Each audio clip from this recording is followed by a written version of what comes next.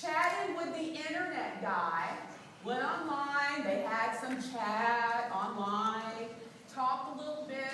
He sent her some additional photos. She was able to go onto YouTube. Sounds like they were doing all the right things. Able to go on YouTube, watch the video. She said, you know what? I think that this might be a fair price. Looks good. I'm going to go on in. Just like what Howard just said, she had pretty much made up at least a better part of her mind that she was going to go in that day, sit down, drive that car, and say, this is it. This car is me. I've always wanted a 525. I can't be any happier. Fair price. Good experience. I'm going to take this car home. She gets to the dealership, meets with them, the car's not there. The car's not there. Just talked to the guy like the day before. And so she said, well, wait a second. Did you sell it? And he said no. That, for whatever reason, the decision was made for it to go off the lot. And she said, when did you know this? We just talked to you yesterday.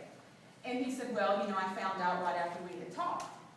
But he didn't come back to her and say, hey, Missy, that car that you are totally in love with is no longer here.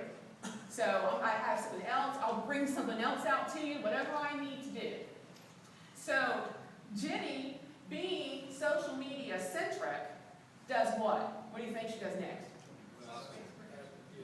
She takes out the iPad. That's exactly what I would do. I'm famous for terrorizing people online, just so you know. When you hear it, you're like, oh, me, she terrorizes people online. Because she took the iPad out, logged on to her Twitter account, and said, use the handle, at whatever the car dealership name was, at whatever. Just came to your lot. You told me this car was there. Car's not there now. I'm pissed. I apologize for offending anyone. That's what she tweeted. Hashtag epic fail.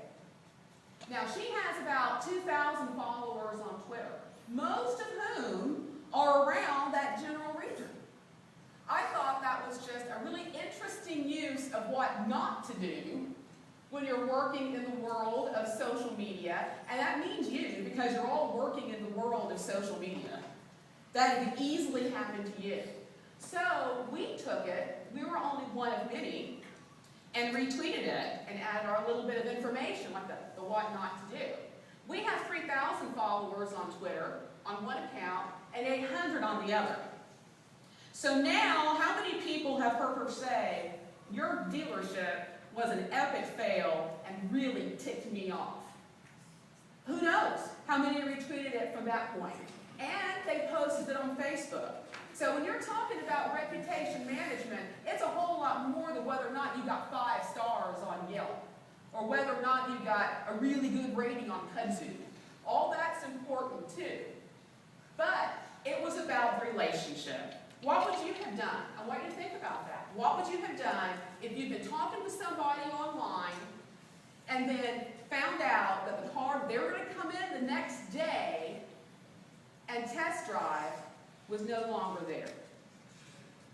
What would be the best practice be? How hard is it to pick up the dang phone and call? As it was, upwards of 12,000 people that I know of read about that failure. That truly is the power of social media, and that is a true story. And so when we talk about relationships today, we're going to talk about it being a two-way street. This is one of my favorite quotes, actually, and I went too far. It's no longer enough to have marketing funnel one-way messages down customers' throats. Nobody wants that. Nobody wants that. I subtitled this presentation, not only it's about the relationship silly, but also that no one wants to read about your propaganda. And again, Howard got it right and set it up perfectly. Because what they want to do is go out and get information. You can influence them in the hopes that when the time comes for them to buy a car, when the time comes for them to actually come into your lot or to make that decision, they think of you first. And that's what we're after here. You really have to move past that it's all about me. Word of mouth used to be one-on-one.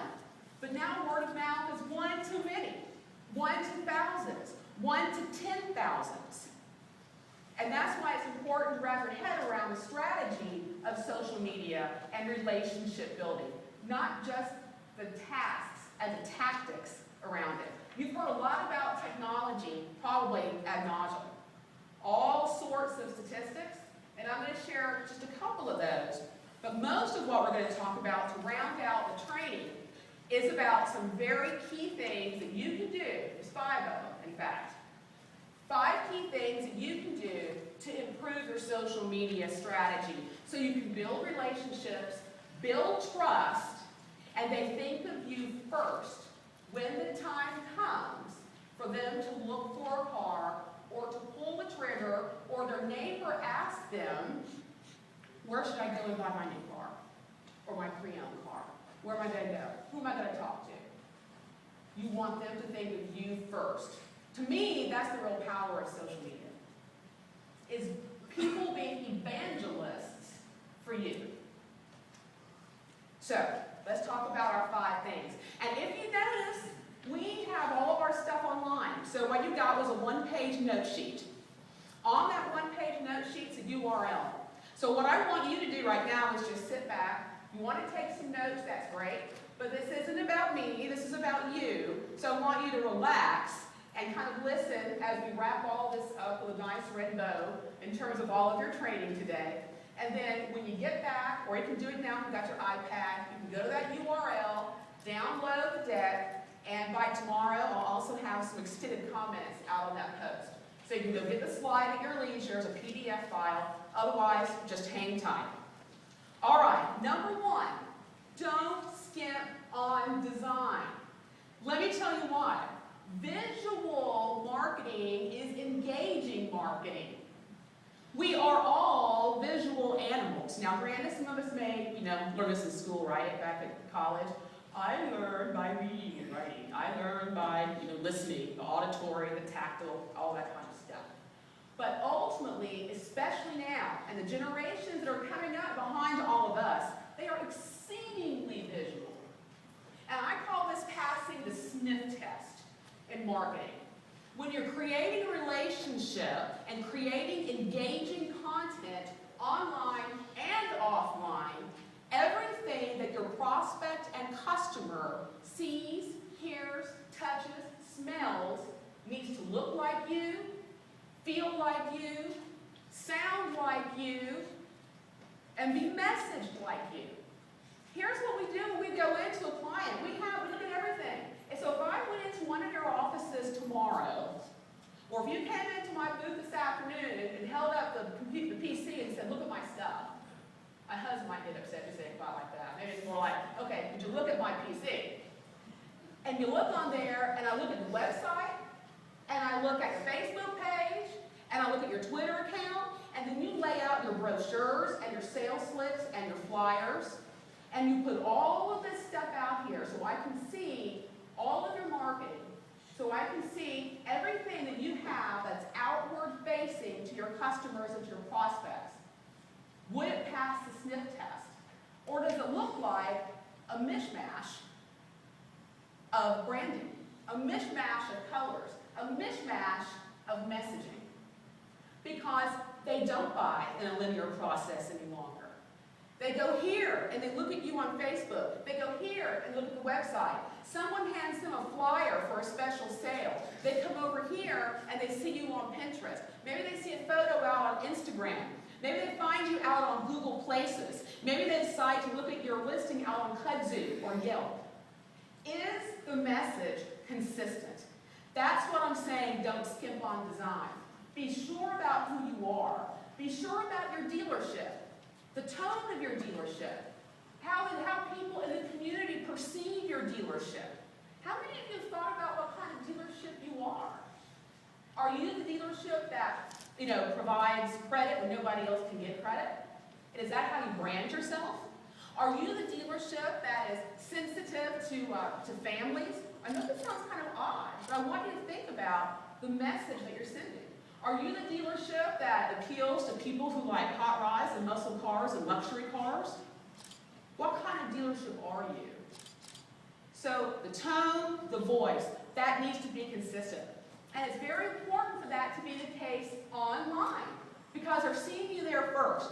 and it speaks directly to transparency. Who you are and what you want them to know about you. Do you pass the sniff test? That's what I'm talking about here. All of that needs to be consistent. And it needs to be visual.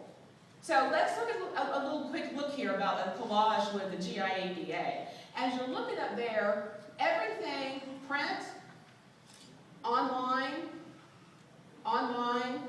banners, Facebook, everything had a similar look and feel. Now granted, we're talking about a single event. Much easier to do that with, right? Have a consistent message, a consistent look and feel. But there's no reason that everything that you have at your dealership should not have a consistent look and feel. Because ultimately your customer, you want them to evangelize for you. They really can't do that if they don't know who you are. They don't know who you are. Number 2, use multiple channels to engage. Now you heard this from Howard. I'm going to say it a little bit different way. Because there are people who will only find you on Facebook. And you can influence them there. There are people who will only look for you on your internet. I have people, clients who only talk to me on Twitter. What is that about? They only direct message me on Twitter. People who pay us. They don't want to do email. They don't want to talk on the phone. Everyone now has their preferred method of communication. So the question is, are you reaching them in the way they want to be reached, with the message that's most compelling to them, and you're touching them often? That really is the question. Are you reaching in the way they want to be reached, with a message that's compelling to them, and you're doing it enough that when that time comes, that someone asks them, see how many times I'm going to say it? Do you know you have to hear something like 18 times before it sinks in? I promise I won't say it 18 times, but I might come close to that. So when the time comes that they're going to be asked about who to recommend, or they're going to need a car, they think of you. So in the past, you had customer relationship management. This is old school, folks, old school over here, where the dealership had the specific social media or marketing department. You were defining the communication. You were doing it. That's called push marketing. You decided what to put out, and you decided how you were going to interact, right? And the expectation was, I'm going to run this ad in my local newspaper or my local print piece, and I'm going to get just 7,000 people walking onto my lot, and they're going to buy. Not the way it works. Customer is now defining for you how they want to be contacted. That really is the net of it. They're defining that. And if you don't have something at your dealership when they purchase or when they come in for a test drive, that you're not asking them their preferred method of communication, you are missing out. And when you list that preferred method of communication, what else do you need to put on there just besides telephone, email? What else do you have on there? Absolutely. Are you on social media? Do you want to be contacted on Facebook? Do you mind if we direct message you on Twitter? Some people won't fill that out. I don't care. But you're going to find more and more often that people will fill it out. And you have a brand new avenue to reach them that you've never touched before. So now your nurture marketing can go way beyond just sending them an email saying, thank you so much for your purchase. Although I have to tell you, my husband and I bought a car last July. He's sitting right there. And it was his commuter car. That's right. Everybody turn around and look at it because he really hates that. There you go. He really hates that. And when we bought that car, let me tell you what, nobody followed up with us. I was mortified. Frankly, had I been able to take it back, I would have taken it back. Simply because I'm probably super sensitive to that because of what I do. I was mortified. Let me tell you when they followed up with us. Any guesses? Finally.